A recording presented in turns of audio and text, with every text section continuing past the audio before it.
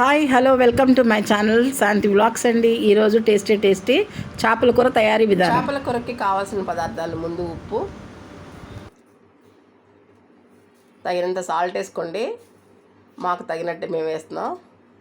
తక్కువ వేసుకునే వాళ్ళు తక్కువ వేసుకోవచ్చు. పసుపు కొంచెం, అంటే ఒక అర స్పూన్ పసుపు వేసుకోండి.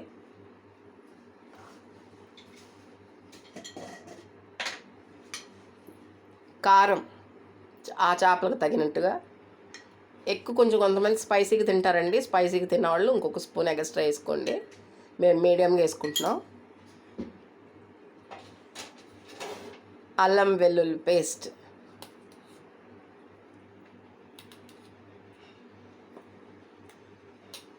రెండు స్పూన్స్. ఇది ఉల్లిపాయ పేస్ట్ అండి. ఉల్లిపాయ పేస్ట్ వేయడం వల్ల చేపల కూర కొంచెం గ్రేవీగా చిక్కగా వస్తుంది, టేస్ట్గా ఉంటుంది. గ్రేవీ ఎక్కువ ఇష్టపడే వాళ్ళు ఉంటారు కదండి చేపల కూరలో, వారి కోసం.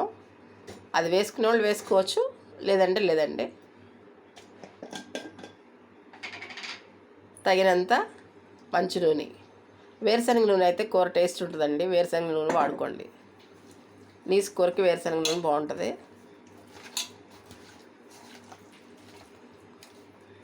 ఆ విధంగా చేపల కూరని మిక్స్ చేసుకోండి. అలా మిక్స్ చేసేసి చేపల కూర మొత్తం కలిపేసిన తర్వాత ఒక 2 మినిట్స్ 3 మినిట్స్ అట్లా ఉంచేసేయండి. ఈ లోపల మనం చింతపండుని రెడీ చేసుకుందాం. ఈ విధంగా రెడీ చేసుకున్న తర్వాత చేపల కూరని ఇప్పుడు దాంట్లోకి ఉల్లిపాయలు, పచ్చిమిరకాయలు ఈ కూరకు తగినట్టుగా వేసుకోండి. మేము ఒక అర డజన్ పచ్చిమిరకాయలు, ఒక 2 ఉల్లిపాయలు కట్ చేసి వేసుకున్నామండి.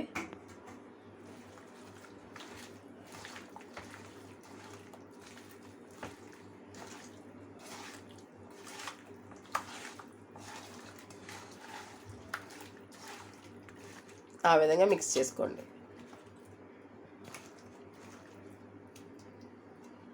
ఇప్పుడు చింతపండు పులుపు పోసుకుందాం. ఇప్పుడు ఈ చేపల కూరలో చింతపండు పులుసు ఈ చేపల కూరకు తగినంతగా పోసుకోవాలండి. మేమైతే ఒక 200 గ్రాముల చింతపండు తీసుకున్నాము ఈ కూరకి.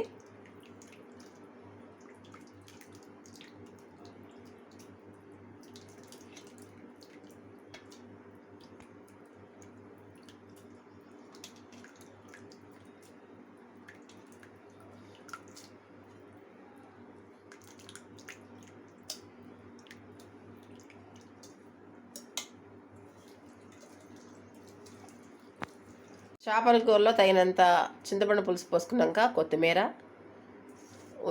తగినంత ఉల్లిమందు వేసుకోవాలండి. ఇప్పుడు ఇక దీన్ని స్టవ్ మీద పెట్టి హైలో 10 నిమిషాలు ఉడకనిచ్చిన తర్వాత సిమ్లో ఒక 20 మినిట్స్ ఉడకనిచ్చేసి తర్వాత దించే ముందు కొంచెం గరం మసాలా, పొడి మసాలా వేసుకొని దించేసుకుంటే టేస్టీ చేపల కూర రెడీ. నేను చెప్పిన విధానం, చూపించిన విధానం నచ్చితే like and share and subscribe my channel అండి. Thank you for watching.